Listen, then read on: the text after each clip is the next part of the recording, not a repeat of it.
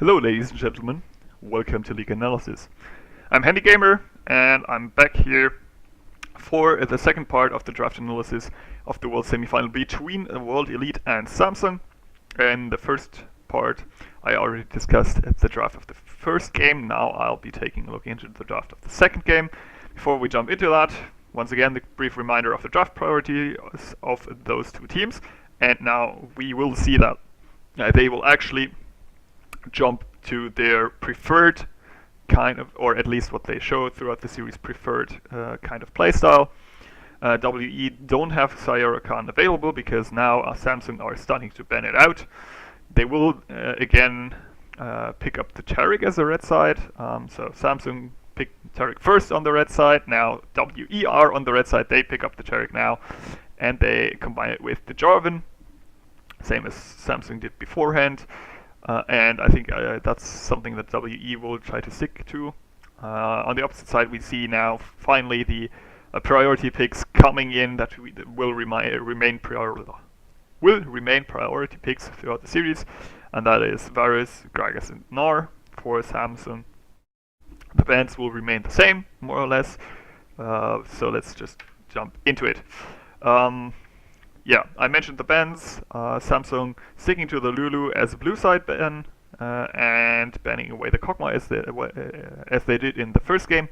Now they have a third ban available because they don't have to ban the Kalista because now they are blue side. They ban away the Xayah, thus showing they don't want to play against Sayora Khan.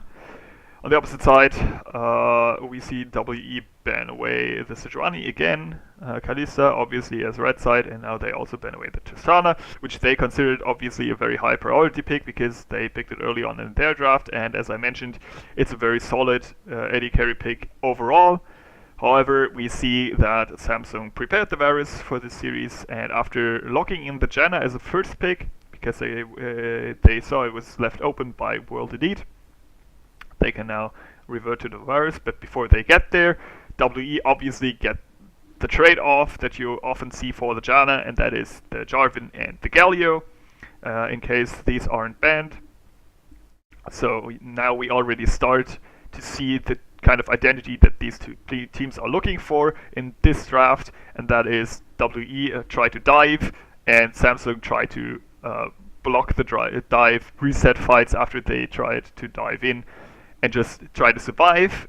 And in order to do that, they also pick the Varus because he can lock down any potential follow-up that is trying to get in after the Cataclysm.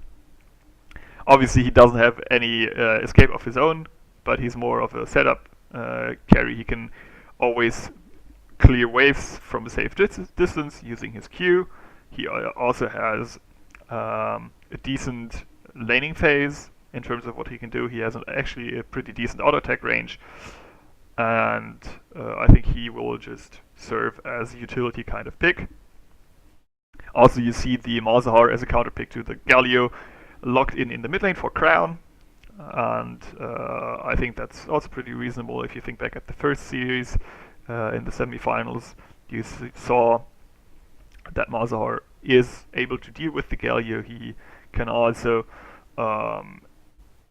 do pretty well, not only in terms of laning, but also offers some kind of pick potential in case you, for whatever reason, for example, only have to face the Jarvan on his own.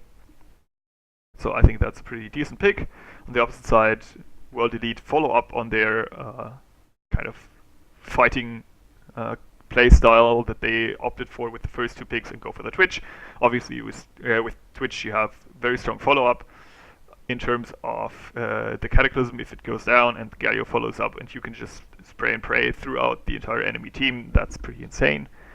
But obviously you leave yourself open to one counter pick that I already discussed in the previous series, and that will reoccur now, because Team World Elite bans away Jace and Kha'Zix. Obviously I can totally understand the reasoning behind the Jace. It is a very strong top lane pick, and they probably don't want QV to run it, same as RNG didn't want to play against Hooney's Jace, so they simply ban it away. But the Kha'Zix ban, even though, as I mentioned in the first video, I can understand their reasoning, because they don't want to play against Ambition's Kha'Zix, because most likely they haven't practiced against it. I would, at this specific game, leave it open and ban the Gragas instead. Because Gragas simply counters not only your Jarvan and Galio composition, but he can also simply deny Twitch from entering fights, or get him into the thick of things with his explosive cask, lock him down, burst him pretty quickly, because he will end up dying too fast for the Cosmic Radiance to come down. And you can try go for the Taric as the only answer by banning away both the Rakan and the Soraka as any potential Hail Marys for the Twitch, so that you have a certain window of opportunity where you can actually take down the Twitch and thus eliminate the major damage threat that World Elite have. Even though obviously Jarvan, simply through his kit, also has a significant amount of damage, at least in terms of what junglers actually will dish out in this meta. So after the first draft, obviously, I think World Elite have what on paper looks like some of the strongest picks that are available. They leave open the one counter to almost everything they've drafted so far, and hooray, it perfectly fits with Samsung's rest of the team composition. And that's where we start to have a look into the second draft phase to see what the two teams actually make out of their draft and how the bans affected the remaining picks. Because I think, even though the Taric gets locked in for ban in at this stage of the game, I think it's a weaker option than, for example, the Rakan or the Soraka. Also the Lulu as well, obviously, but you have to kind of use the Cosmic Radiance both for the front and the back line, because you going for with the Jarvan want to try to lock down the enemy carry, thus you will receive returning fire there, but you also have to make sure your Twitch is safe. And while Taric can do that, it's not easy to hit the perfect timing, and you kind of draft yourself into the same situation that Samsung did in the first game, where you have to play around the Cosmic Radiance, especially if you look at what's coming in the remainder of the draft. Samsung now go for the blind pick Gnar, and I think that's pretty obvious. Jace has been banned, so the most go-to answer is gone. Apart from Huni, no one's been playing the Camille into the Gnar except for Cuvee, who I think wasn't even playing it into Gnar, but like I said in the first series about Samsung, SKT versus versus RNG. Really confusing these semifinals now. Gnar really sucks against the Camille, at least that's what Huni has shown throughout the series, and thus going for the Gnar I think is fine. There are no really terrible matchups left, and he also serves as a split push threat, so you can go for the 1-3-1 kind of playstyle, especially now locking in the Gragas as well. You have two very strong disengage tools with the Janna Monsoon and the Gragas Explosive Cask. One of them obviously is stationary around the Janna, the other one is less stationary around the Gragas, and you can always make sure that at least one of these two can peel for your two carries.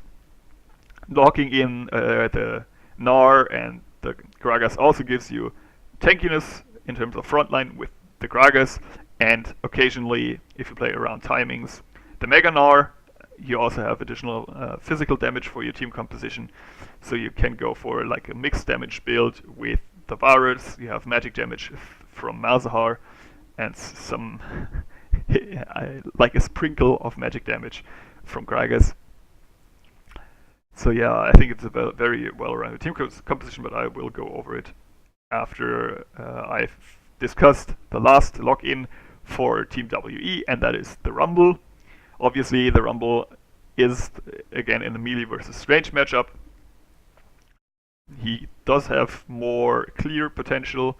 He can simply use his Flame Spreader to shove the wave.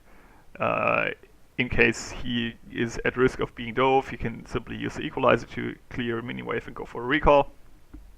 However, I think Gnar is still favored in this matchup, so WE go for even more of a hot pot wombo combo kind of team composition, and it will really come down to whether they manage to land that one or Samsung can react. Now, let's take a look at what both these teams have assembled. I think each team composition is very strong at what they do in general. World Elite, obviously, as I already mentioned, they have a lot of chainable abilities where they kind of want to use all their ultimates except for the Taric ult at the very same time. Use the Taric ult when it is necessary to negate any return fire. They can, if they land a good engage in a teamfight scenario, they can simply wipe the floor with Samsung. So what Samsung now has to try to do is prevent teamfight scenarios from happening if they want to counter World Elite's team composition. And spoiler, their team composition is actually pretty amazing at doing that. You have the Janna, you have the Gragas to reset team fights if they happen. You can send the Malzahar running a teleport in a side lane, so you can match the Galio there. You also obviously have the pushing potential with the Gnar. Also, the Malzahar and the Gnar also do pretty well if World Elite, say, swap their two solo lanes and try to go for different lane assignments. You still have the ranged versus melee matchup in both cases. Obviously, Rumble will be doing even worse against Malzahar because, well, Malzahar's magic damage usually is almost 2 damage to any Rumble build because he might end up building the Zhonya's, which helps against the damage from Gnar, but it completely it's completely useless against Malzahar, and also you don't really get in range with Rumble against Malzahar, and Malzahar has more CC against you, so you really don't want to send the Rumble into either of these two lanes, and you send him against Gnar because it's less of a bad matchup, and Galio does much better against Malzahar. So yeah, Samsung will have to look for 1-3-1 setting. They have picked all the tools that they need in order to get there. They simply have to prevent GA from snowballing from the mid lane onto the bot side too much. They have to keep applying pressure with QV on the top side and just kind of go even on the bot side, and they will do fine because of their top lane advantage. And I think even though both team comps are very easy to execute in terms of if you get into a scenario where you are playing the way you want to, you can just win an easy team fight with a WE if, for example, you catch the enemy at Baron. But as long as Samsung play the macro game smartly enough, go for the 1-3-1 and only react to the map movements of WE, they should have an easier time executing their team composition, and obviously even if World Elite could theoretically go for any engagement with their Jarvan, spoiler, I still think Gragas is insane against Jarvan and will deny him each and every single time. And even if, say, the Jarvan goes for the lockdown onto the Gragas and WE manage to get a kill there, they will have to commit a huge number of their ultimates just for that one kill. After they've used them, they can't really go for any objective because by then you can have your Gnar come in, still have a front line in a sense, and have also strong lockdown tools available with both the Varus and the Malzahar that you can pick off anyone straying too far from the pack. So yeah, WE. They have a strong team composition, but just not against the team composition that Samsung has drafted. I would hand this one over to Samsung. I think 70% of the time, simply because the playstyle that they drafted is highly favored against what WE have drafted. So that's it. I tried to make it a bit shorter than the previous series. Thanks for watching. Check out my series about SKT and RNG if you haven't, and make sure to follow this series. And see you guys in the next video.